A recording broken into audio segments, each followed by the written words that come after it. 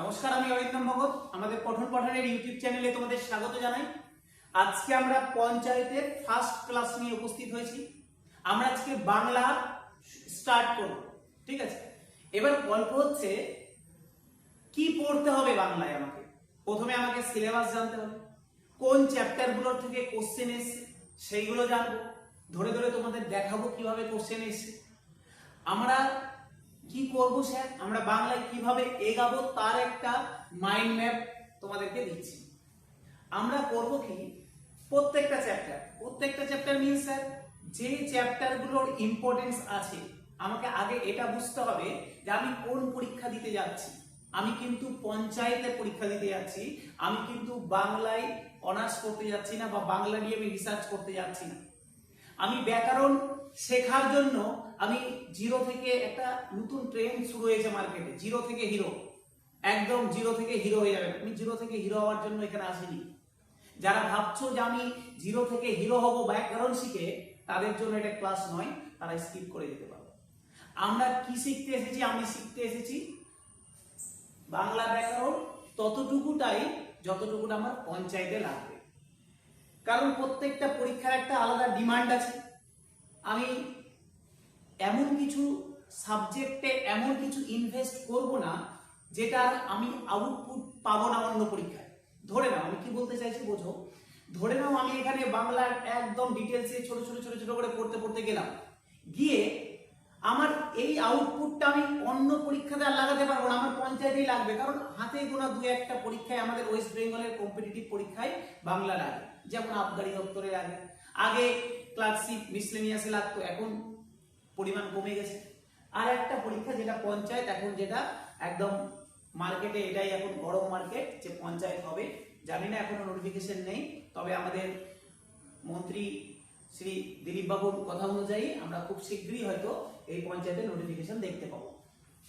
যাই হোক, তো আমার যেটা বলার উদ্দেশ্য ছিল, আমি একদম ডেপথে যাব না, আবার এতটাও কম করব না যেটুকুটা করে শুধু আমি ওপর বেরিয়ে যাই। আমার উদ্দেশ্য, আমি প্রথমে থিওরি বুঝবো, দেন প্রিভিয়াস ইয়ারের কোশ্চেন করব এই চ্যাপ্টারের উপর। তাছাড়াও অনেক যেগুলো এমসিকিউ রয়েছে, এমসিকিউ সলভ করব। আমরা নেক্সট চ্যাপ্টারে মুভ করে যাব, ঠিক আছে? তার আগে আর একটা জিনিস বুঝতে হবে যে আমার এই কোন চ্যাপ্টারগুলোর ইম্পর্টেন্স কতটা।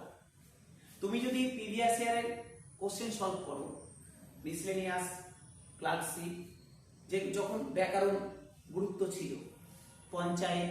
এবার পঞ্চায়েতের স্যার পরীক্ষা তো অনেকদিন আগে হয়েছে। হ্যাঁ হয়েছে, অনেকদিন আগেই হয়েছে। আমরা বিভিন্ন আলাদা আলাদা জেলার আলাদা আলাদা কোশ্চেন রয়েছে পঞ্চায়েতের, সেই কোশ্চেনগুলো সলভ করব। তো এই প্রশ্ন ট্রেনগুলো দেখতে পাবে কয়েকটা চ্যাপ্টার, এমন না যে তোমাকে ব্যাকরণের সব চ্যাপ্টার কিন্তু থেকে কোশ্চেন এসেছে। কিছু চ্যাপ্টার মানে বেশিরভাগটাই এসেছে, কিন্তু আমাকে গুরুত্বটা বুঝতে হবে যে কোন চ্যাপ্টার থেকে ম্যাক্সিমাম এসেছে, কোন চ্যাপ্টার থেকে কম এসেছে। এবার তুমি আমাকে কোশ্চেন অ্যান্সার করতেই পারো বা মেসেজ করতেই পারো যে স্যার আগের বার এই চ্যাপ্টারগুলো থেকে বেশি এসেছে বলে এবারও আসবে। নাও তো আসতে পারে, হ্যাঁ নাও আসতে পারে, কিন্তু একটা দুটো কোশ্চেন নয়। আমি প্রিভিয়াস ইয়ারের যতগুলো পরীক্ষায় এসেছি সবগুলো কোশ্চেনকে, ট্রেন্ডকে ফলো করেই বলছি। এখন পর্যন্ত যে ট্রেন্ড ফলো করেছে তোমার হচ্ছে বাংলা ব্যাকরণ, সেই ট্রেন্ড বলছে সব থেকে বেশি কোশ্চেন এসেছে সমাজ থেকে। তারপরে সেকেন্ড হাইয়েস্ট কোশ্চেন গেছে অশুদ্ধি সংশোধন, বানান ভুল ঠিক করতে দিয়েছে। পদ পরিবর্তন, এক কথায় প্রকাশ, সমার্থক এবং ভিন্নার্থক শব্দ, তার মধ্যে সমার্থক থেকে বেশি এসেছে। সন্ধি এসছে, কিছু এবার কমতে লেগেছে, পার্সেন্টেজটা কিন্তু কমতে লেগেছে। কারক, বাগধারা, দেখো কারক দেখতে সুন্দর, বুঝতে সুন্দর, কিন্তু কোশ্চেন বেশি নেই। বিশ্বাস করো, প্রিভিয়াস ইয়ারের কোশ্চেন চেক করবে, দেখবে লিমিটটা কারকের থেকে কোশ্চেন আসার পরিমাণটা কিন্তু কম। অন্যান্য জায়গায় যেমন আমি সমাস, অশুদ্ধি সংশোধন, এক কথায় প্রকাশ, পদ পরিবর্তন, এই অর্থ, এই কটা চ্যাপ্টার করলে যদি 25টা কোশ্চেন থাকে, তুমি কিন্তু 16, 17, 18টা কোশ্চেন সলভ হয়ে যাবে। এটা আমি বলছি, এটা প্রিভিয়াস ইয়ারের কোশ্চেন বলতে আমি তোমাকে এখনই দেখাচ্ছি কোশ্চেন, প্রিভিয়াস ইয়ারের কোশ্চেন তাই বলছে। তাছাড়া কারক আছে, লিঙ্গ পরিবর্তন এসছে, ধ্বনি পরিবর্তন এসছে, এগুলো কিন্তু কোশ্চেন এসছে, না আসা নয়। কিন্তু পরিমাণটা পার্সেন্টেজটা অনেক কম। তাহলে আমাকে গুরুত্ব বুঝতে হবে, যে চ্যাপ্টারে গুরুত্ব বেশি সেই চ্যাপ্টারগুলো আমরা আগে করব এবং সেইভাবেই ততটাই গুরুত্ব দিয়ে দিয়ে আমরা এগোবো। যেখানে গুরুত্ব কম কম গুরুত্ব দেবো, যেখানে গুরুত্ব বেশি সেখানে বেশি গুরুত্ব দেবো। ঠিক আছে, তাহলে আমরা আগেও বলেছিলাম, আবারও বলছি যে আজকে থেকে আমাদের এই পঞ্চায়েতের ক্লাস শুরু হলো ইউটিউবে, একদম ফ্রি ক্লাস। একদিন ম্যাথ হবে, আমরা কালকে হয়তো ভিডিও দিয়ে দেওয়া হয়েছে, আগামী দিন গত ভিডিও দেখে নিবে, সেখানে গিয়ে দেখতে পাবে আমরা ক্লাসের রুটিন দিয়ে দিয়েছি।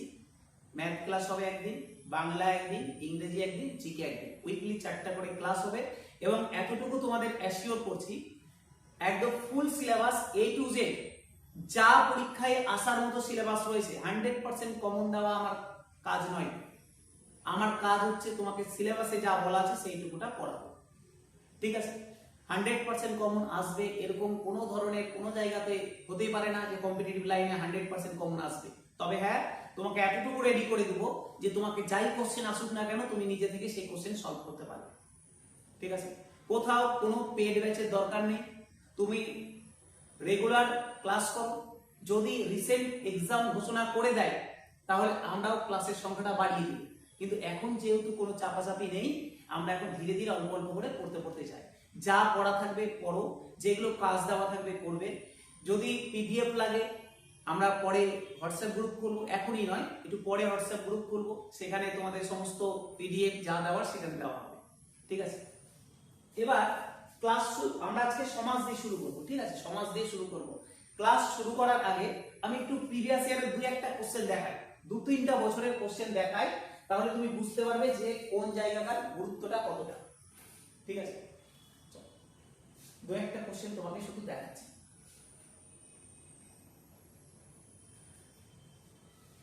স্যার ভুলভাল পড়বে না কিন্তু, আবারও বলছি, প্রত্যেকটা পরীক্ষার একটা ট্রেন্ড আছে, প্রত্যেকটা পরীক্ষার একটা প্যাটার্ন আছে, সেই প্যাটার্ন বুঝে কিন্তু পরীক্ষায় অ্যাটেন্ড করবে। আমি আসছি, এটা পরে হবে, এটা মানে ফার্স্ট পেজ। এটা গ্রাম পঞ্চায়েত, আমি লিখে রেখে দেবো, গ্রাম পঞ্চায়েত সহায়ক 2018 সাল মুর্শিদাবাদের কোশ্চেন। এটা না হলে চেক করে নিবে অনলাইনে গিয়ে, স্যার আপনার ইচ্ছা মতো দিয়ে দিলেন না, একদমই যেটা বললাম সেটাই পরীক্ষার কোশ্চেন। 25টা কোশ্চেন ছিল। দেখো ফার্স্ট কোশ্চেন এসে কি বলেছে তোমাকে, কোন সমাস। আচ্ছা কি কি সমাস হবে না হবে এগুলো আমরা শিখবো। আমি বলতে চাইছি কোশ্চেন কোন কোন চ্যাপ্টার থেকে এসেছে সেটা বোঝো। কোন সমাস, তাহলে সমাস থেকে দিয়েছে। সেকেন্ড কোশ্চেন আসো 27, দেখো সমাস বের করতে দিয়েছে। কোশ্চেন নাম্বার 28 আসো, সমাস বের করতে দিয়েছে। কোশ্চেন নাম্বার 29 আসো, 29 আসো স্যার, সমাস বের করতে দিয়েছে। কোশ্চেন নাম্বার 30 আসো, সমাস বের করতে দিয়েছে। কোশ্চেন নাম্বার 31 আসো, দেখো এখান থেকে শুরু হলো শুদ্ধ বানান। দেখো কোন বানানটি সঠিক, তাহলে 31, 32, 33, 34, 35 শুদ্ধ বানান গেল। 10টা কোশ্চেন কিন্তু হয়ে গেল। 10টা কোশ্চেন হয়ে গেল আমার দুটো চ্যাপ্টার থেকে, সমাজ থেকে, শুদ্ধ বানান থেকে। নেক্সট আসো দেখো পদ পরিবর্তন, 36, 37, 38, 39, 40। দেখো আরো 5টা চলে গেল পদ পরিবর্তন থেকে। 15টা কোশ্চেন কমপ্লিট 3টা চ্যাপ্টার থেকে। অর্থ লিখো 41, 42, 43, 44, 45, 20টা কোশ্চেন কমপ্লিট 4টা চ্যাপ্টার থেকে। সন্ধি বিচ্ছেদ করো 1, 2, 3, 4, 5, মানে এরপরে যা ছিল সন্ধি বিচ্ছেদ। তার মানে স্যার 5টা চ্যাপ্টার থেকে 25টা কোশ্চেন কমপ্লিট হয়ে গেছে। আর স্যার একবার দিয়েছে, অন্যবার কি দিয়েছে, কারণ অন্যবার কোশ্চেন আলাদা হয়েছে, কিন্তু দেখো ব্যাপার একই। মোটামুটি স্যার এই জায়গাগুলোকে ওরা ফলো করেছে। আবার দেখো সমাস, সমাস দিয়েছে, সমাস দিয়েছে, সমাস দিয়েছে, সমাস দিয়েছে, সমাস দিয়েছে। চলে যাও স্যার। শুদ্ধ বানান, বানান সঠিক করো, শুদ্ধ বানান। পদ পরিবর্তন, বাক্য সংকোচন, এক কথায় প্রকাশ, অর্থ লিখো। দেখো কমপ্লিট। তাহলে বুঝতে পারছো স্যার কোন জায়গাগুলোর ইম্পর্টেন্স বেশি। তুমি অন্য আরো পরীক্ষায় চলে আসো। গ্রাম পঞ্চায়েত এক্সিকিউটিভ অ্যাসিস্ট্যান্ট মুর্শিদাবাদ 2018 সালের কোশ্চেন। দেখো সমাস দিয়েছে, সমাস দিয়েছে, এখানেও সমাস, 29ও সমাস, 30ও সমাস, 31 আবার দেখো বানান সঠিক, 31, 32 বানান সঠিক। চলে আসো 33 নাম্বার দেখতে পাবে, কোথায় গেল, এই দেখো 33, জিনিস, বানান সঠিক, সঠিক বানান, সঠিক বানান, অর্থ লিখো, অর্থ লিখো চললো, বাক্য সংকোচন করো, তার মানে এক কথায় প্রকাশ চললো, চলো সন্ধি বিচ্ছেদ করো, দেখো দিয়ে গল্প শেষ। তাহলে আমার যেটা বলার উদ্দেশ্য ছিল যে কোন চ্যাপ্টারগুলোর গুরুত্ব বেশি আছে সেটা কিন্তু বুঝতে হবে, আমরা বুঝে সেই লেভেলকে ফলো করে করব। যদি কোনো অসুবিধা হয় স্যার কমেন্ট করবে, যদি ভালো লাগে এইটুকুটা রেসপন্সিবিলিটি তোমাদেরও যে আমরা তোমাদের সাথে ফ্রিতে ক্লাস প্রোভাইড করছি, তোমারও রেসপন্সিবিলিটি যে তুমি শেয়ার করবে, বন্ধু বান্ধবের কাছে শেয়ার করবে, যাতে করে আমরাও আরো সুন্দর সুন্দর কন্টেন্ট তোমাদের কাছে নিয়ে আসতে পারি। চলো আজকে ক্লাস শুরু করছি, এবং কথা দিচ্ছি স্যার এর আগে এইভাবে কোনোদিন ক্লাস করোনি, ক্লাস করো বুঝতে পারবে, এর আগে এত মজার ছলে এত রোমান্টিক ক্লাস এর আগে কখনো করোনি। আমরা সমাজ শুনেই স্যার একটা মাথায় চলে আসে সমাজ মানে 6 মাস লাগবে, সমাজ মানে কঠিন জিনিস, মোটেও তা নয়।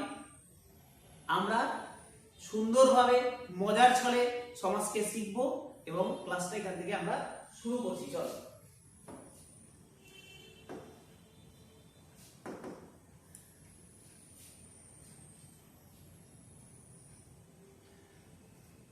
ক্লাস 1 আমরা আসছি।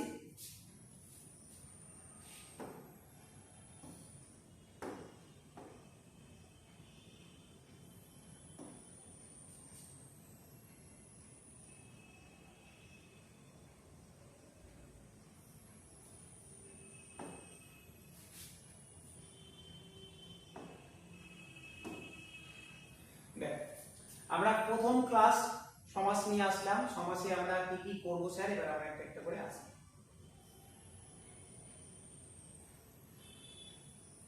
কি বলছে স্যার দেখো, বলছে সমাস শব্দের মিলন ও সংক্ষেপণের সহজ পাঠ।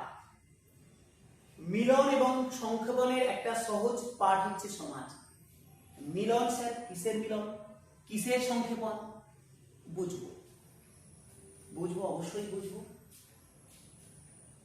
দেখ শুরু করি।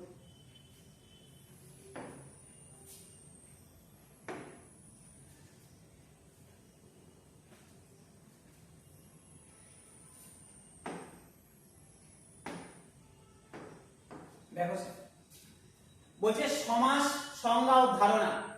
আমরা খুব সুন্দর কালারফুল ভাবে সাজিয়েছি যাতে করে তোমার আই ক্যাচিং হয়, তোমার যাতে দেখতে সুবিধা হয়। স্যার সমাস শব্দের অর্থ হলো সংক্ষেপণ, মিলন বা একাধিক পদের এক পদীকরণ। মানে কি বলছে, সমাস মানে কি, সমাসের দরকারটা প্রয়োজনটা কেন হলো আমাদের কাছে, আমরা কেনই বা সমাস পড়তে যাব। বলছে বাংলা ভাষার নতুন নতুন পদ সৃষ্টি, যে কোনো ভাষার নতুন নতুন পদ দরকার হয়। বলছে বাংলা ভাষায় নতুন নতুন পদ সৃষ্টি করার জন্য আমরা সমাসের চিন্তা ভাবনা মাথায় আসবে। একটা বড় একাধিক পদ আছে, 2টা 3টা 4টা পদ আছে, সেই পদকে সংক্ষেপে এক পদীকরণ, এক পদে নিয়ে আসার যে উপায় সেটাই সমাস। 2টো পদ 3টা পদ তাকে আমি কনভার্ট করে সংক্ষেপে একটা পদে বলবো, এটাই হচ্ছে সমাস। তার মানে সমাস মানে হচ্ছে একাধিক পদকে ছোট করে একটা পদ বানানো, তারপরে একাধিক পদ যুক্ত করলে সমাস তৈরি হয়। তাহলে স্যার কথা আসতে পারে একই জিনিস তো সন্ধিতেও আছে, সন্ধি মানেও তো আলাদা আলাদা পদগুলোকে যুক্ত করেছি না। সন্ধি মাথায় রাখবে, সন্ধি হচ্ছে দুটি ভিন্ন ধ্বনির মিলন, দুটো ভিন্ন ধ্বনির মিলন, এখানে দুটো পদের মিলন। কেমন পদ? অর্থযুক্ত পদ, অর্থযুক্ত। উল্টা পাল্টা পদ মেলালে হবে না কিন্তু। আমি বললাম একটা উদাহরণ দিচ্ছি, ধরুন আমি বললাম খাতা চেয়ার, এবার তুমি জোর জবরদস্তি বলবে স্যার খাতাও তো একটা পদ, চেয়ারও তো একটা পদ, তাহলে খাতা আর চেয়ারকে আমি একসাথে বলতে পারি খাতা চেয়ার। বলছে না, এরকম বলা যাবে না। এমন দুটো পদ বা 3টা পদকে নিব যাদের একটা মিনিংফুল অর্থ আছে, যারা রিলেটিভ একটা অর্থ আছে, যেমন খাতা কলম।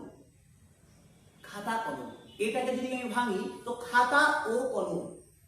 তাহলে গল্পটা হচ্ছে, আমি যেটা বলতে চাইছি যে এমন পদকে নিয়ে আসবো, মেলাবো, যে পদগুলোর পারস্পরিক মিলনের একটা এদের তো একটা পার্সোনালি একটা অর্থ আছে, তার সাথে সাথে দুজনের মধ্যে মিলনেরও একটা অর্থ আছে। যা ইচ্ছা পদকে আমি একসাথে এনে সমাস বানাতে পারবো না। তাহলে সমাস হচ্ছে স্যার, দেখো ওই জন্য লেখা আছে পরস্পর অর্থ সম্বন্ধ আছে, পরস্পর অর্থ সম্বন্ধ আছে এমন একাধিক পদের মিলন হওয়া হচ্ছে সমাস। স্যার পরীক্ষার ফার্স্ট কোশ্চেন এখান থেকে আছে স্যার, দেখিয়ে দেবো যা বলছি একদম উইটনেস নিয়ে, যা বলছি স্যার সাক্ষ্য নিয়ে, প্রমাণ নিয়ে বলছি। একটা কথা এমন বের করবো না যেটা তোমার পরীক্ষায় কাজে লাগবে না। পরীক্ষায় কোশ্চেন দিয়েছিল সমাসের প্রাণ কাকে বলা হয়, অপশন ছিল এ বি, এরকম মানে এ বি এরকম বিভিন্ন অপশন ছিল, তার মধ্যে একটা অর্থ ছিল, একটা অপশন ছিল অর্থ। আমার অ্যান্সার হবে অর্থ। আমি বলে দিচ্ছি স্যার অপশন নাম্বার বি তেও ছিল, আমি এটাও বলে দিলাম অপশন বি তে অর্থ দেওয়া ছিল অপশন, তাহলে অবশ্যই এটা অর্থ হবে। মানে আমি যেটা বলতে চাইলাম বিভিন্ন অর্থ সম্বন্ধ আছে এইরকম পদের মিলনকে সমাস বলে। ঠিক আছে, ভাষাকে সংক্ষিপ্ত, প্রাঞ্জল এবং শ্রুতিমধুর করে এই সমাস। ঠিক আছে, একটা উদাহরণ লেখা আছে স্যার, বিলাত হইতে ফেরত, বিলাত ফেরত, বিলাত হইতে ফেরত, বিলাত হইতে ফেরত, বিলাত মানে কি স্যার বিদেশ, বিলাত হইতে ফেরত। দেখো বিলাতেরও একটা পদ, ফেরতও একটা পদ, তাহলে এই যে দুটো পদ আমি যদি বারবার বলি যে বিলাত হইতে ফেরত, বিলাত হইতে ফেরত, তাহলে জিনিসটা তো খারাপ লাগছে, জিনিসটা বড় হচ্ছে, অতটা শ্রুতি মধুরও হচ্ছে না। তো আমাকে একে যদি আমি সংক্ষেপে বলতে পারি বিলাত ফেরত, তার মানে বিলাত হইতে ফেরত, তাহলে এটা সংক্ষেপও হলো, ছোটও হলো এবং শ্রুতি মধুরও হলো, তাহলে বিলাত ফেরত। ঠিক আছে, তাহলে বিলাত ফেরত হয়ে গেল স্যার উদাহরণ। কার স্যার? এটা সমাসের উদাহরণ। এবার এটা কোন সমাস না সমাস এটা আমরা পরে শিখছি, কোন সমাস না সমাস আমরা পরে শিখব। বোঝা গেল? বোঝা গেল স্যার? বোঝা গেল। এইটুকুটা আশা করি ক্লিয়ার হয়ে গেছে যে সমাস জিনিসটা। এবার স্যার একটু একটু করে এর পার্টে আসে।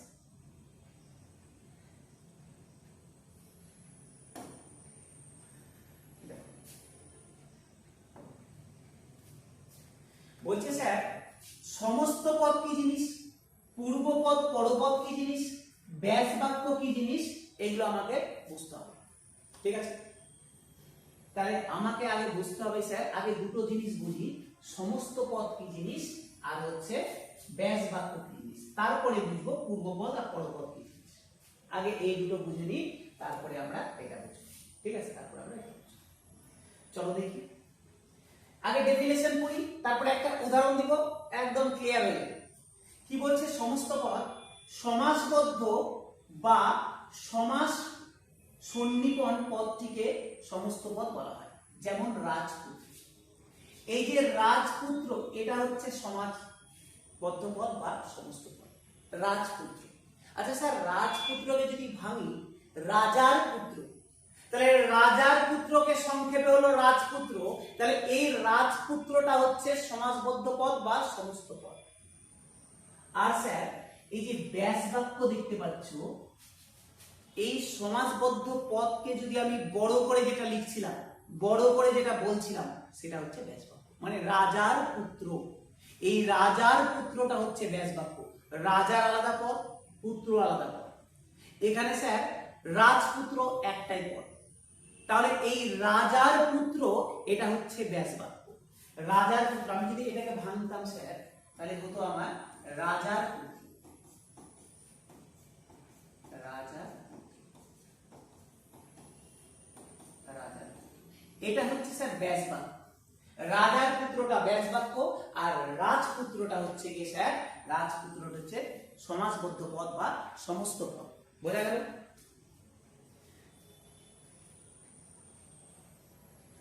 ঠিক আছে স্যার, নেক্সট আসি। আর এখান থেকে স্যার দেখো এই যে দুটো আলাদা আলাদা পদকে একসাথে এনে রাজপুত্র হলো, এই এক একটা পদকে, এই ব্যাস বাক্যের এক একটা পদকে সমস্যমান পদ বলে। এই এক একটা পদকে, এই যে এক একটা পদকে আমরা কি বলি? সমস্যমান পদ।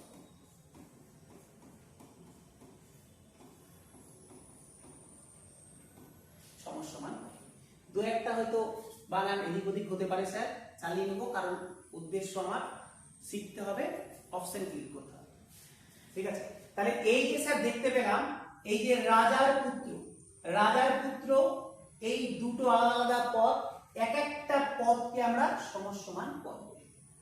তাহলে একাধিক সমসমান পদ মিলে ব্যাস বাক্য তৈরি হয়।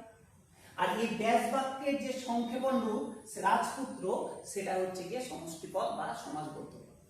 তাহলে আমার ক্লিয়ার হয়ে গেল কোনটা ব্যাস বাক্য, কোনটা সমস্ত পদ, কোনটা সমসমান পদ। ক্লিয়ার? আচ্ছা স্যার, যদি কোনো জায়গাতে অসুবিধা হয়, বুঝতে না পারো, জানাবে। কেমন লাগছে স্যার জানাবে। যদি স্যার তোমাদের অসুবিধা হয় তবু জানাবে, যদি মনে হয় না ভালো লাগছে, এইটুকুটা কর্তব্য তোমার জানাবে। ইন্টারেস্টিং ক্লাস হয়েছে স্যার, একটু ওয়েট করো, ভিডিওটা দেখো পুরোটা, ঠিক বুঝতে পারবে স্যার পার্থক্য কি। আসছে স্যার পূর্বপদ এবং পরপদ, কোনটা পূর্বপদ কোনটা পরপদ। এই যে স্যার, এই যে রাজপুত্র যেটা দেখলাম স্যার, রাজপুত্র যেটা দেখলাম, যদি আমি এটাকে ব্যাস বাক্যের সাপেক্ষে বলি, রাজার পুত্র, এটাকে ভেঙে হলো রাজার পুত্র। এই যে স্যার যেটা পূর্বে বসেছে, প্রথমের যে পার্ট যেটা পূর্বে বসেছে সেটা হচ্ছে স্যার পূর্বপদ, আর যেটা পরে বসেছে সেটা হচ্ছে গিয়ে পরপদ বা উত্তরপদ। যেটা পরে বসেছে সেটা পূর্বপদ, বা এখানে যদি বলো তাহলে রাজ হচ্ছে গিয়ে পূর্বপদ, পুত্রটা হচ্ছে পরপদ। তাহলে বোঝা গেল স্যার কোনটা পূর্ব, নাম শুনেই বুঝতে পারছো, যেটা পূর্বে বসবে পূর্বপদ, যেটা তার সাথে লেগে পরে বসবে পরপদ বা উত্তরপদ। তাহলে ক্লিয়ার হয়ে গেল। আসি স্যার নেক্সট টপিক।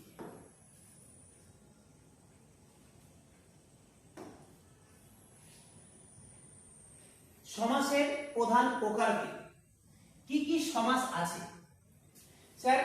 বিভিন্ন জায়গাতে এটা ডিপেন্ড করবে তুমি কিভাবে সমাসকে নিচ্ছ। বিভিন্ন জায়গাতে কোথাও 8, কোথাও 10, কোথাও 6। ঠিক আছে, যেটাই যেখান থেকেই পড়ো সবগুলোই ঠিক। গল্পটা হচ্ছে আমি সবগুলোকে জানতে হবে, এটা আমার উদ্দেশ্য। আমি 6টাতে 8টা পড়লাম না 8টাতে 10টা পড়লাম সেটা দেখে লাভ নেই। তাহলে স্যার কি কি আছে? এক হচ্ছে স্যার দ্বন্দ্ব সমাজ, দ্বিগু সমাজ, তৎপুরুষ সমাজ, বহুব্রী সমাজ, কর্মধারায় সমাজ, অব্যয়ীভাব সমাজ, এছাড়াও কিছু নিত্য সমাজ, অলুক সমাজ, এগুলো রয়েছে। আমরা আজকে কি করব স্যার? আমরা আজকে একটু ফাস্ট করে, একটু তাড়াতাড়ি এই যে সমাজগুলো আছে না, এর সম্পর্কে এক লাইন করে একটু ধারণা নিয়ে নিব, যে কোনটা জিনিসটা কি একটু মাথার মধ্যে ক্লিয়ার করে নিই, একটু হালকা করে ক্লিয়ার করে নিই যে এটা মানে এটা। তারপরে আমরা একটা একটা করে সমাজ ধরে ধরে ধরে ধরে তার সম্পর্কে পড়ব। কি বললাম স্যার? ফার্স্ট আমরা একটু ওভারঅল ধারণা নিয়ে নিই যে কোনটা কোন সমাজ, ওভারঅল ধারণা, যাতে করে মাথার মধ্যে ক্লিয়ার থাকে যে এই সমাজ আমার এটা এর অন্তর্গত আসবে। তারপরে আমরা এক একটা সমাজকে ধরে ধরে এগাবো। ঠিক আছে, আমরা প্রথমে দ্বন্দ্ব সমাজ করব, তারপরে কর্মধারায় সমাজ করব, তারপরে দেখি আজকে কতটা হয়, যতটা হোক করব। তার আগে আজকে আমরা একটু প্রত্যেকটা সমাজের একটু সংক্ষেপে ধারণাটা নিয়ে নিই কি হবে।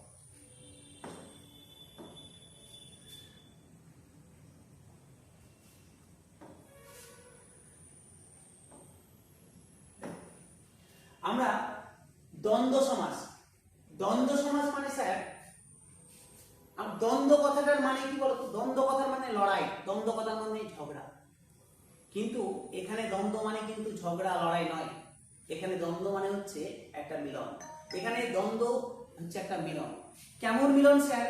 দ্বন্দ্ব সমাজ বলছে এমন একটা সমাজ যেখানে যে দুটো পদ দেওয়া থাকবে, যে দুটো বা তিনটা পদের সমষ্টি দেওয়া থাকবে, প্রত্যেকটা পদের ইন্ডিভিজুয়ালি গুরুত্ব আছে। মানে স্যার একদম ক্লিয়ার হয়ে যাবে। মানে দেখো বলছে যে সমাসে পূর্বপদ এবং পরপদ উভয়েরই অর্থ প্রাধান্য থাকে, মানে পূর্বপদ প্রাধান্য পাবে, পরপদ প্রাধান্য পাবে। একটা উদাহরণ দিই স্যার, দেখো বলছে ভাই ও বোন, ভাই বোন, ভাই ও বোন, ভাই বোন। আচ্ছা বলো তো এই ভাই বোন কথাটাতে এমন কি বোঝাচ্ছে যে ভাইকে আমরা গুরুত্ব দিচ্ছি বোনকে দিচ্ছি না, বা বোনকে দিচ্ছি ভাইকে দিচ্ছি না? এরকম তো নয়। এখানে ভাইও গুরুত্ব পাচ্ছে, বোনও গুরুত্ব পাচ্ছে। তাহলে এই ভাই ও বোন দুটো শব্দই পূর্বপদ ভাই, পরপদ বোন। তাহলে এই ভাই বোন দুটোই সমানভাবে গুরুত্ব পাচ্ছে, এই ধরনের সমাজকে বলা হয় দ্বন্দ্ব সমাজ। এই দ্বন্দ্ব সমাজ দেখো ও এবং আর এগুলো দিয়ে যুক্ত করা থাকে। তাহলে আমার কাছে স্যার ধারণা তো একদম ক্লিয়ার হলো যে দুটো পদ থাকবে, দুটো থাক, তিনটা থাক, পদ থাকবে এবং প্রত্যেকটা পদের সমান প্রাধান্য থাকবে। এমন হবে না যে একটা বেশি একটা কম। ঠিক আছে, এইটুকুটা মাথায় ছেড়ে গেল। সুখ দুঃখ দেখো, সুখ দুঃখ, সুখ ও দুঃখ, সুখ দুঃখ দেখো, সুখও গুরুত্ব পাচ্ছে, দুঃখও গুরুত্ব পাচ্ছে। দম্পতি, জায়া ও পতি, দম্পতি দুটোর গুরুত্ব পাচ্ছে। তাহলে এই ধরনের সমাজকে বলা হয় দ্বন্দ্ব সমাজ। পরে আমরা দ্বন্দ্ব সমাজ নিয়ে ডিটেলস আলোচনা করছি। আমি শুধু এখন তোমাকে একটু শুধু ভিউ দিতে যাচ্ছি যে দেখো যে সমাজটা সম্পর্কে একটু মাথার মধ্যে হালকা ধারণা নিয়ে আসো। নেক্সট আসি স্যার, পরেরটাই আসি।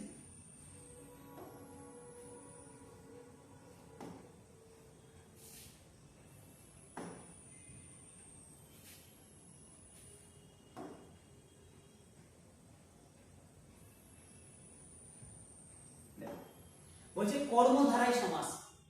স্যার কর্মধারায় সমাস দিয়েছে সেকেন্ড। কি বলছে কর্মধারায় সমাস? যেখানে বিশেষণ ও বিশেষ্য পদের মিলন ঘটে এবং পরপদের অর্থ প্রাধান্য পায়। দেখো আগে যেটা বললাম না দ্বন্দ্ব সমাজ, দ্বন্দ্ব সমাজে একই টাইপের দুটো শব্দ যুক্ত হবে, মানে দুটো বিশেষ্য যুক্ত হবে। বিশেষ্য ইংলিশ হচ্ছে নাউন, যেখানে নাম বোঝায়। যেমন ভাই বোন, দুটো বিশেষ্য যুক্ত হয়েছে, বা দুটো বিশেষণ যুক্ত হবে, বা দুটো সর্বনাম যুক্ত হবে, বা দুটো ক্রিয়াপদ যুক্ত হবে।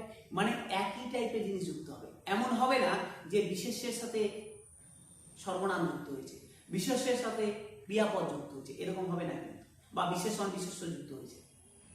কিন্তু কর্মধারায় সমাস বলছে দেখো এখানে বিশেষণ ও বিশেষ্য পদের মিলন ঘটে, মানে একটা বিশেষণ থাকবে, একটা বিশেষ্য থাকবে। হ্যাঁ, আমরা কিছু যখন আমরা ডিটেলস পড়তে যাব তখন দেখব যে বিশেষ্য বিশেষণের মধ্যেও হয়, আবার বিশেষ্য বিশেষ্যের মধ্যে হয়, আবার বিশেষণ বিশেষণের মধ্যেও হয়, কিন্তু সেটা খুব কম।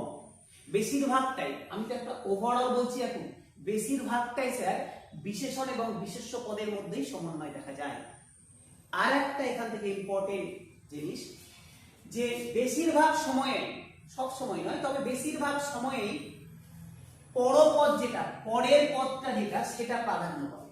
যেমন স্যার দ্বন্দ্ব সমাজে দুটোই প্রাধান্য পাচ্ছিল, এখানে পরেরটা প্রাধান্য পাবে। দেখো নীল পদ্ম, নীল পদ্ম, তাহলে এর সমাস করলে কি হবে? নীল যে পদ্ম। আচ্ছা বলো তো স্যার, নীলটা বিশেষণ, বিশেষণ মানে পদ্মটা কেমন? পদ্মটা নীল।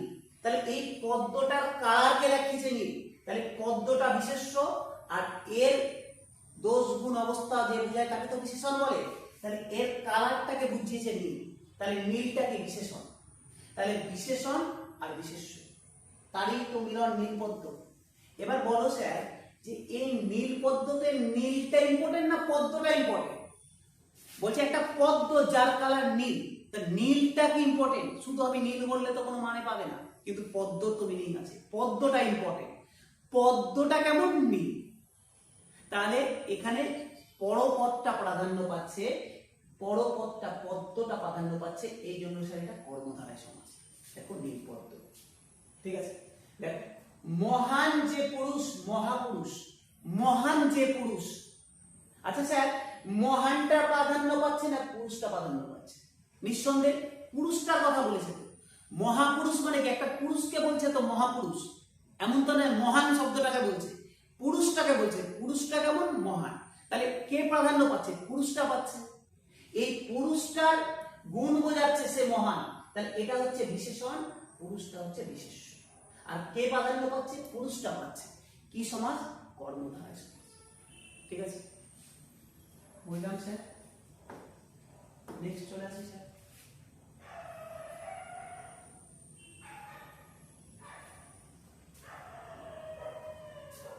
বলছে দ্বিগু সমাস। দ্বিগু সমাস স্যার কি বলছে? এখানে সংখ্যার সমাহার বোঝাবে, সংখ্যার সমাহার। এই যে সমাহার কথা থাকবে, সব ক্ষেত্রে থাকবে না কিন্তু প্রায় ক্ষেত্রে দেখা যায়, এখানে একটা সংখ্যা বোঝাবে। ঠিক আছে, দেখো তো বলছে চৌরাস্তা, চৌরাস্তা, চার রাস্তার সমাহার। চৌরাস্তা, চৌরাস্তা চারটা রাস্তার সমাহার, চারটা রাস্তা মিলেছে চৌরাস্তা। আমরা বলি না চৌরাস্তা মোড়, তাহলে এই চৌরাস্তা মানে চারটা রাস্তার মোড়, তাহলে একটা সংখ্যা বোঝাচ্ছে তো চার, চার একটা সংখ্যা বোঝাচ্ছে তো, তাহলে এটা হবে দ্বিগু সমাস। পরে আমরা যখন দেখবো বহুব্রী সমাস করবো, বহুব্রী সমাসেও একটা সংখ্যাগত বহুব্রী সমাস আছে, ওখানেও কিন্তু সংখ্যা বোঝায়। তাহলে তখন আমরা পার্থক্য বুঝবো ওই সংখ্যাগত বহুব্রী সমাসের সাথে এই দ্বিগু সমাসের পার্থক্য কোথায়। এখন মাথা থেকে বের করো। এখন দ্বিগু সমাস মানে বুঝবো স্যার, দ্বিগু সমাস মানে হচ্ছে যেটা সংখ্যা বোঝাবে। চৌরাস্তা, চার রাস্তার সমাহার, তাহলে এটা হচ্ছে কি সমাস? এটা হচ্ছে গিয়ে দ্বিগু সমাস। নেক্সট স্যার আসি।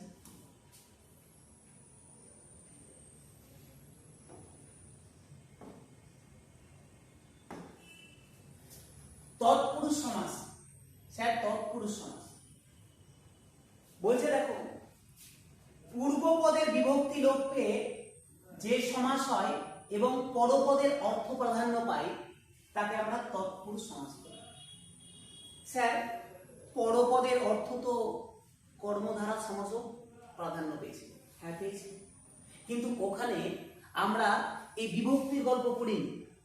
এখানে কি বলছে দেখো, ভালো করে একদম পিওর স্পষ্ট বুঝতে পারবে স্যার যে পার্থক্য কি। তৎপুরুষ সমাস বলছে পূর্বপদের যে বিভক্তি, সেই বিভক্তিটা লোপ পাবে, মানে পূর্বপদের সাথে যে বিভক্তি লেগে থাকে ওই বিভক্তিটা উঠে যাবে। দেখো রথ দেখা, রথ কে দেখা, দেখো তো কেটা উঠে গেছে না। রথ দেখা, রথ দেখা, রথ কে দেখা। স্যার স্যার দোসরা ষষ্ঠী কি লেখা আছে স্যার, এগুলো পরে যখন আমরা তোমার তৎপুরুষ সমাস ডিটেইলসে পড়বো তখন জানতে পারবে কি কেন। তাহলে স্যার রথ দেখা, রথ কে দেখা, এটা পূর্বপদ, এটা পরপদ। পূর্বপদের সাথে যে বিভক্তি লেগে আছে কে বিভক্তি, এই কি বিভক্তি লোপ পেয়ে গেছে না, তাহলে এটা কোন সমাস আসবে স্যার? তৎপুরুষ সমাস। আচ্ছা স্যার রাজার পুত্র, এই যে রাজার র, রাজার, রাজার পুত্র, তাই এই রটা লোপ পেয়েছে না। রাজা রাজপুত্র, এই যে রাজার আর, আর রাজার, রাজার আরটা লোপ পেয়ে গেছে। তাহলে স্যার এটা স্যার কি আসবে স্যার? এটা হবে তৎপুরুষ সমাস। ঠিক আছে, নেক্সট চলে আসি স্যার।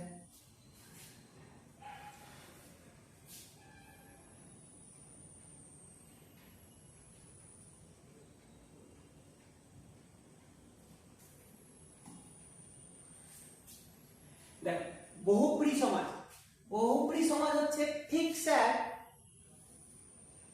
কি বলবো, যেখানে দুটো শব্দ মিলে একটা 3 নাম্বার শব্দ মিলা বের করবে, এর সাথে কোনো মিলই না।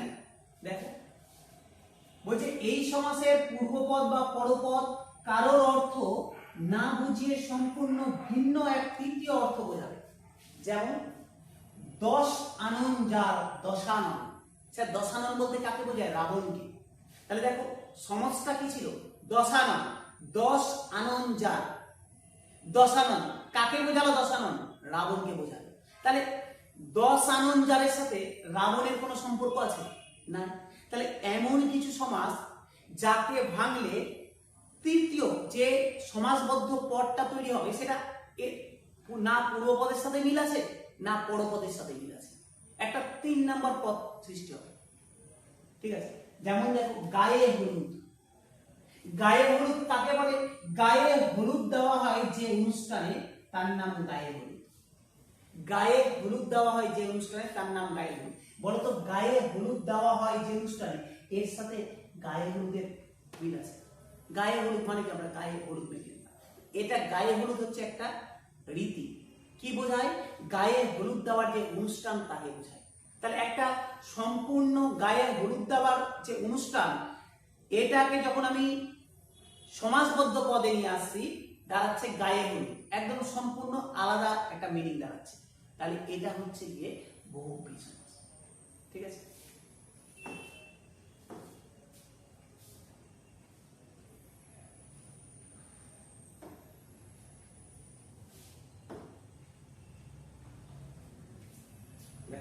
বলছে নিত্য ও অলুক সমাস। নিত্য সমাস কাকে বলো? ব্যাস বাক্য ছাড়াই কিছু সমাসের অস্তিত্ব থাকে, ব্যাস বাক্য ছাড়াই সমাস হয়। যেমন দেশান্তর, অন্য দেশ। দেশান্তর যদি করতে যাই, অন্য দেশ। দেখ, জল মাত্র, কেবল জল, কেবল জল, জল মাত্র। এই যে এইগুলো কোনো ব্যাস বাক্য আমরা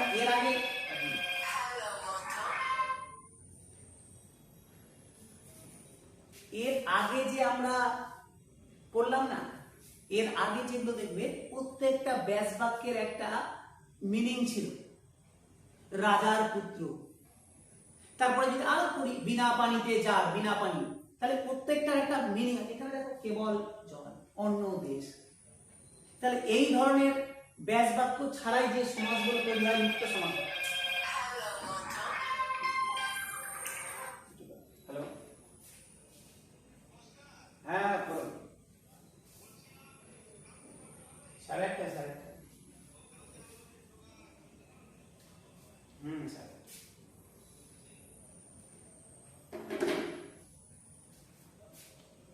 ঠিক আছে স্যার। আচ্ছা, অলুক সমাস কোনটা? বলছে যেখানে বিভক্তি লোপ পায় না। দেখো আমরা পড়লাম পূর্বপদে বিভক্তি লোপ পেয়ে যায়। এখানে অলুক সমাসে বিভক্তি লোপই পায় না, যেমনকার তেমনই বসে যাবে। দেখো তেলে ভাজা, আমরা তেলে ভাজা বলি। তেলে ভাজা এই শব্দটাকে যদি সমাস করো, তাও দুটো পদ বেরাবে, একটা তেলে একটা ভাজা। কোনো ধরনের বিভক্তি লোপ পায়নি, যেমন ছিল শুধু ভেঙে ভেঙে আলাদা পদ হয়ে গেছে। কোল বালিশ, কোল বালিশ দুটো আলাদা পদ, কোল বালিশ একসাথে এসে কোল বালিশই থেকে গেছে। তাহলে এই ধরনের যেগুলো সমাস, সেগুলো হচ্ছে গিয়ে স্যার অলুক সমাস। ক্লিয়ার হলো স্যার? তাহলে আমরা মোটামুটি একটা তো ওভারভিউ পেয়ে গেছি স্যার। দ্বন্দ্ব সমাস কি, তৎপুরুষ সমাস কি, তারপরে হচ্ছে গিয়ে কর্মধারয় সমাস কি, বহুব্রী সমাস কি, দ্বিগু সমাস কি, তারপরে হচ্ছে নিত্য সমাস কি, অলুক সমাস কি, আমরা একটা প্রাথমিক ধারণা তো পেয়ে গেছি। এবার আমরা একটু সমাসগুলো নিয়ে ডিটেইলস একটু আলোচনা করি যে কোনটা কি সমাস। নেক্সট এবার আসি, আমরা শুরু করছি আজকে দ্বন্দ্ব সমাস নিয়ে। ঠিক আছে স্যার? মনের মিলন দ্বন্দ্ব সমাস। এমন নয় স্যার এটা তোমার পড়ার প্রতি, ব্যাকরণের প্রতি ইন্টারেস্ট বাড়ানোর জন্যই কিন্তু এইভাবে সেট করা হয়েছে। এমন নয় স্যার তুমি বললে এটার সাথে রিলেট করার চেষ্টা করলে অন্য কিছুকে, একদম কোনো কিছু নাই। তোমার ইন্টারেস্ট বাড়ানো, আমার তোমাকে মজা দিয়ে পড়ানো, এটাই উদ্দেশ্য যে আমি এই জিনিসগুলোকে এইভাবে রিলেট করেছি। চলো, মনের মিলন দ্বন্দ্ব সমাস। মনের মিলন বলছে যেখানে উভয় পদেরই গুরুত্ব সমান, ঠিক যেন একটি খাঁটি ভালোবাসায় দুজনের অধিকার ও ভূমিকা সমানভাবে প্রকাশ পায়। ঠিক আছে? দেখ, মনে রাখার জন্য যে একটা খাঁটি ভালোবাসায় যেমন দুজনেরই অধিকার এবং ভূমিকা সমান, সেরকম দ্বন্দ্ব সমাসেও দুটো পদেরও অধিকার ভূমিকা সমান থাকে। দেখো, আলোচনা করে বুঝতে পারবে। মোটামুটি তো স্যার আমরা বুঝেও গেছি।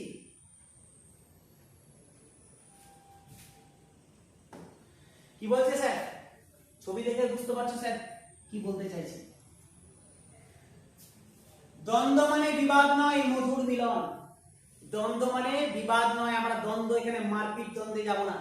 দ্বন্দ্ব মানে এমন দুটো শব্দের মিলন, এমন দুটো বিশেষ্যের মিলন, এমন দুটো বিশেষণের মিলন, এমন দুটো সর্বনামের মিলন, এমন দুটো ক্রিয়াপদের মিলন। তাহলে দ্বন্দ্ব মানে সবসময় যে বিবাদ হবে তা নয়, দ্বন্দ্ব হচ্ছে মধুর মিলন। মিলন দেখো, হার্টের সাথে ফুলের মিলন। কি বলছে স্যার? যে সমাসের পূর্বপদ পরপদ উভয় অর্থই প্রধান রূপে প্রতীয়মান হয় তাকে দ্বন্দ্ব সমাস বলে, আমরা আগে পড়ে নিয়েছি। মেলবন্ধনের সূত্র, এটা স্যার প্রেমের মেলবন্ধন নয়, এটা সমাসের মেলবন্ধন। এখানে কি সূত্র লাগবে বলছে, এখানে পূর্বপদের সাথে ও যুক্ত হতে পারে, এবং যুক্ত হতে পারে, আর যুক্ত হয়, তার সাথে পরপদ যুক্ত হয়ে দ্বন্দ্ব সমাস তৈরি হয়। তাহলে পূর্বপদ তার সাথে ও যুক্ত হতে পারে, এবং যুক্ত হতে পারে, আর যুক্ত হতে পারে, যুক্ত হয়ে তার সাথে পরপদ যুক্ত হবে, দিয়ে তৈরি হবে দ্বন্দ্ব সমাস। চলো একটা উদাহরণ দেখি স্যার। বলছে রোমান্টিক রূপক, মানে এটা স্যার আমি রূপক দিয়েছি, এটা কিন্তু ভেবো না যে রোমান্টিক রূপকের সমাস করতে দিয়েছি, তোমাকে রোমান্টিক কিছু উদাহরণ দেওয়া হয়েছে। তুমি আমি, তুমি আমি স্যার আমাদের জীবনের সবথেকে খাঁটি দ্বন্দ্ব সমাজ এটা, তুমি আর আমি। এটাকে যদি ভাঙি তাহলে কি হবে, তুমি ও আমি, তুমি আমি, আমাদের জীবনের সবথেকে খাঁটি দ্বন্দ্ব সমাজ তুমি আমি। বলছে ব্যাস বাক্য কি হবে, তুমিও আমি, বললাম এখনই তুমিও আমি। এখানে তুমি বা আমি কেউই গৌণ নয়, দুজনেরই অস্তিত্ব সমান গুরুত্বপূর্ণ। বাড়িতে স্বামী স্ত্রী আছে, গার্লফ্রেন্ড বয়ফ্রেন্ড আছে, আমরা যখনই বলি স্বামী স্ত্রী, তার মানে দুজনেরই কিন্তু গুরুত্ব সমান, এমন নয় যে স্বামীর গুরুত্ব বেশি স্ত্রীর গুরুত্ব কম, ঠিক আছে। আমরা বলি রাধা কৃষ্ণ, দুজনে কিন্তু সমান গুরুত্ব পেবে, রাধা কৃষ্ণ, ঠিক আছে। লক্ষ্মী নারায়ণ, লক্ষ্মী ও নারায়ণ, তার মানে দুটো কথাই কিন্তু দুজনেই সমান গুরুত্ব পেল, দ্বন্দ্ব সমাস। এবার স্যার দ্বন্দ্ব সমাসের ভাগে আসি, দ্বন্দ্ব সমাসের ভাগে আসি।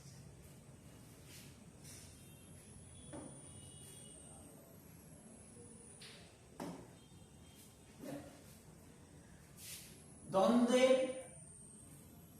নান্দনিক রূপ।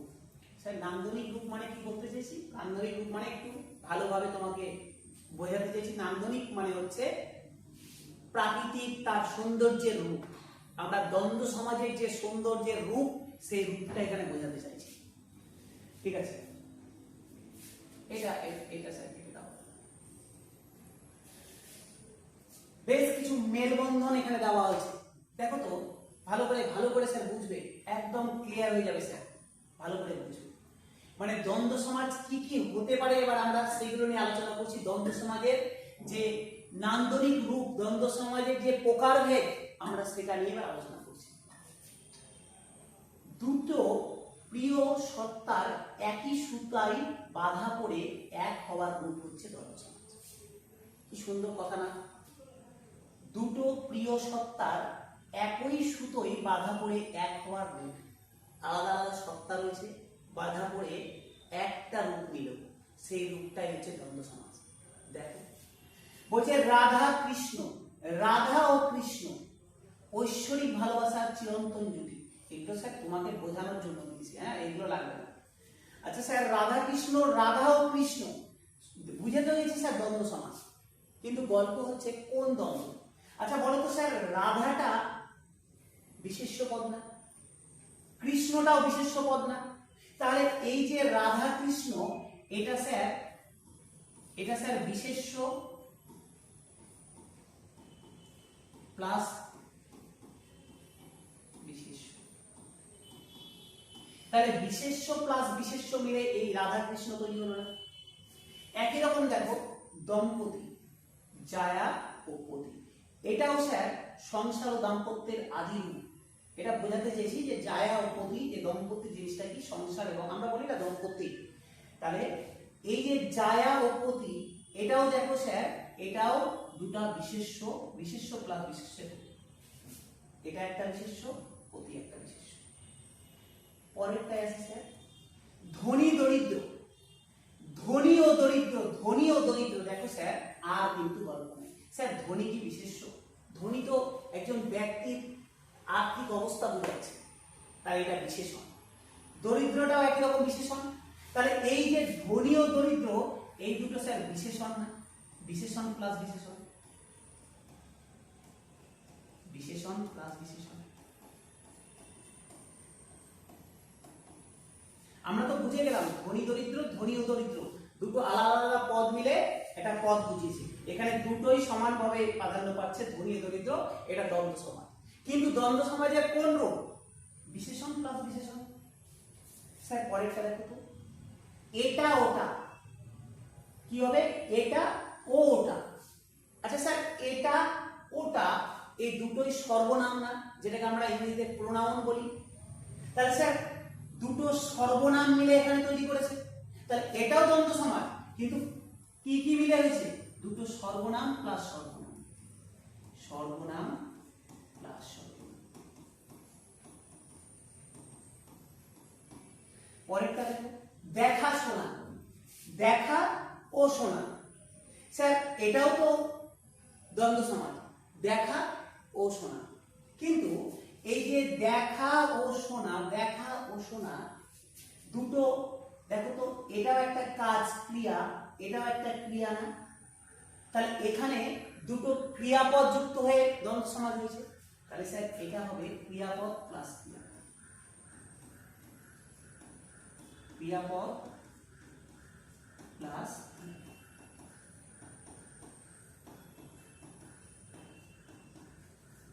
দুটো ক্রিয়াপদ মিলে।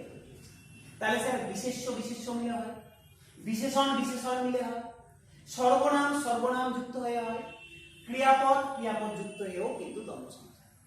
আমরা তো দ্বন্দ্ব সমাজ বুঝে গেছিলাম, এবার তার ভাগগুলো বুঝে গেলাম যে কিভাবে দ্বন্দ্ব সমাজ। আর কি কি দ্বন্দ্ব সমাজ আছে স্যার? চলো আরেকটু দেখে নিই, আরেকটু দেখি।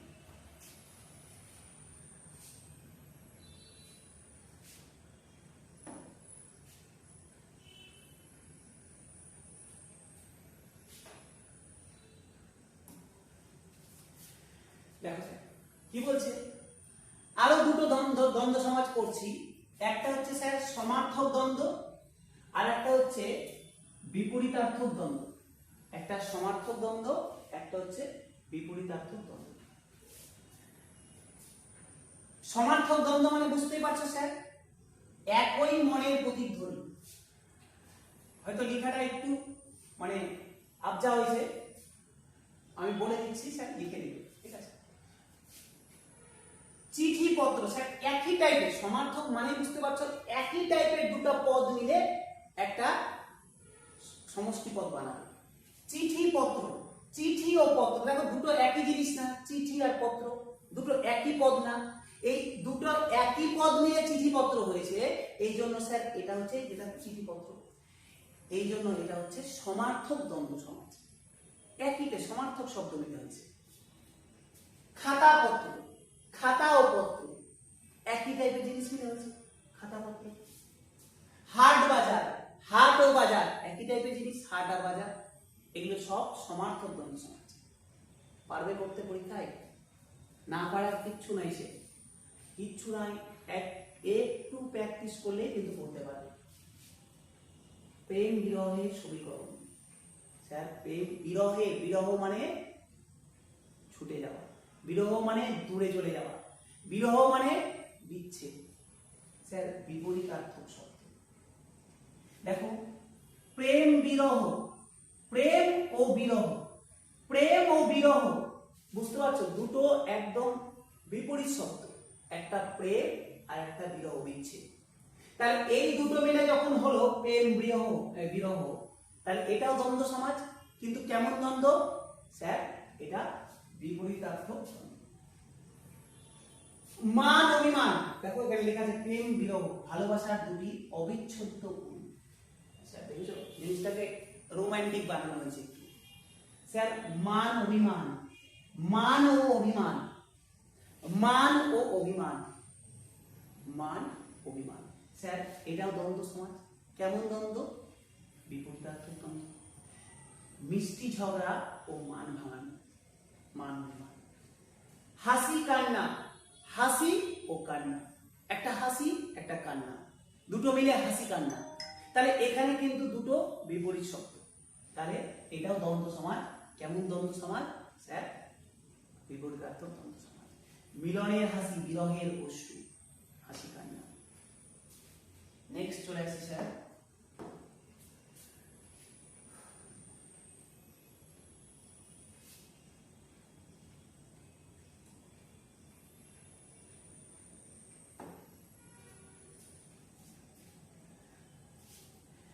বলছে স্যার বিশেষ দ্বন্দ্বের রোমান্টিক রসায়ন। ঠিক আছে, একদম রোমান্টিক রসায়ন। দেখো আরো কিছু আমরা তাহলে কি কি পড়ে নিলাম দ্বন্দ্ব থেকে স্যার?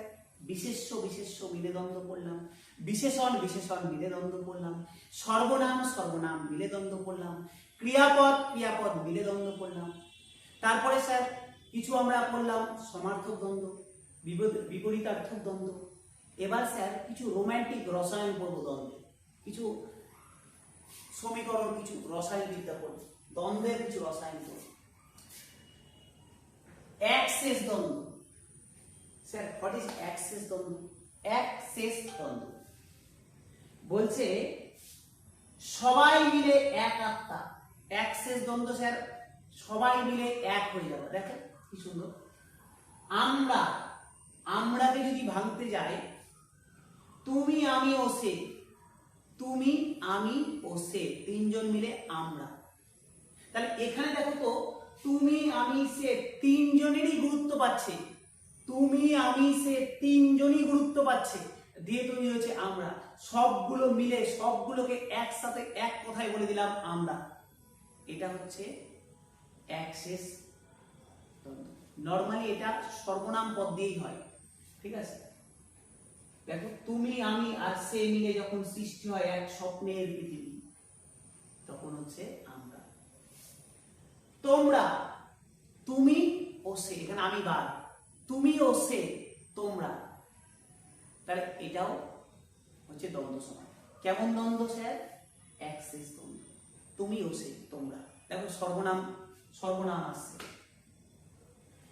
অলুক দ্বন্দ্ব সমাস, অলুক দ্বন্দ্ব সমাস একই জিনিস স্যার। আমরা অলুক সমাসে বলেছিলাম বিভক্তি হারাবে না, তাহলে এখানেও অলুক মানে যেখানে বিভক্তি একদম যেমনকার তেমনই থেকে যাবে, এখানেও সেম দ্বন্দ্ব সমাস হবে, কিন্তু বিভক্তি লোপ পাবে না। দেখো বিভক্তি যখন হারায় না, পূর্বপদ এবং পরপদের বিভক্তি লোপ না পেয়ে যে দ্বন্দ্ব সমাস তৈরি হয় তাকে অলুক দ্বন্দ্ব সমাস বলে। যেমন হৃদয়ে হৃদয়, হৃদয়ে হৃদয়ে স্যার এটাকে যখন করতে গেলাম হৃদয়ে ও হৃদয়ে, একদম কোনো দেখো হৃদয়ে হৃদয়ে কোনো বিভক্তি লোপ পায়নি।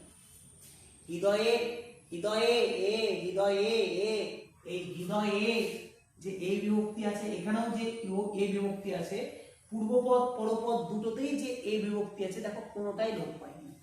এখানেও থেকে গেছে, এখানেও থেকে গেছে। এখানেও দেখো হৃদয়ে ও হৃদয়, এমন হয়নি হৃদয় ও হৃদয়। প্রেমের বন্ধনে মনের টান যেমন কখনো মুছে যায় না, অলুক দ্বন্দ্বেও বিভক্তি চিহ্ন তেমনই অক্ষুণ্ণ থাকে। ঠিক আছে, দুধে ভাতে, দুধে ও ভাতে, দুধে ও ভাতে, দেখো দুধে ও ভাতে, এখানেও দেখো বিভক্তি লোপ পায়নি। দুধে ভাতে, পূর্বপদেও এ বিভক্তি, পরপদেও এ বিভক্তি, এখানেও বিভক্তি লোপ পায়নি। তাহলে এটাও দ্বন্দ্ব সমাজ। কেমন দ্বন্দ্ব সমাজ স্যার? দ্বন্দ্ব সমাজ। বাঙালির অতি পরিচিত ভালোবাসা ও আকাঙ্ক্ষার এক শান্ত রূপ হচ্ছে দুধে ভাতে। বহুপদী দ্বন্দ্ব সমাজ। বহুপদী মানে কি বলছিলাম স্যার? যে একটা দেখ মানে এই ক্ষেত্রে হচ্ছে অনেকগুলো পদ আসছে। যেমন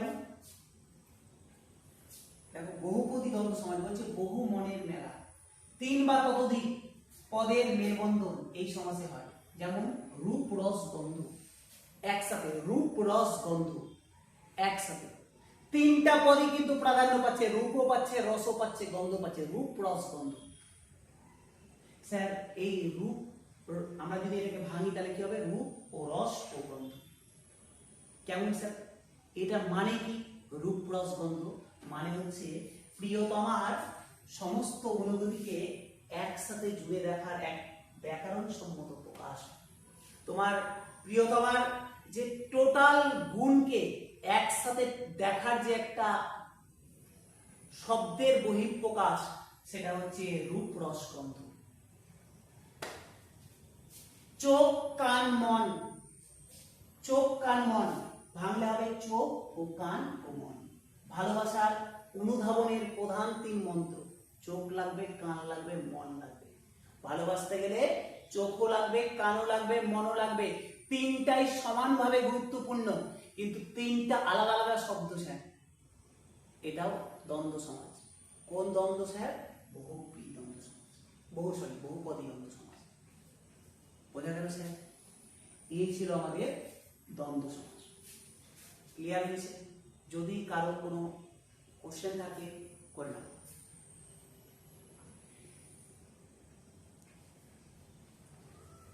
ঠিক আছে, একদম আশা করি স্যার ক্লিয়ার হলো।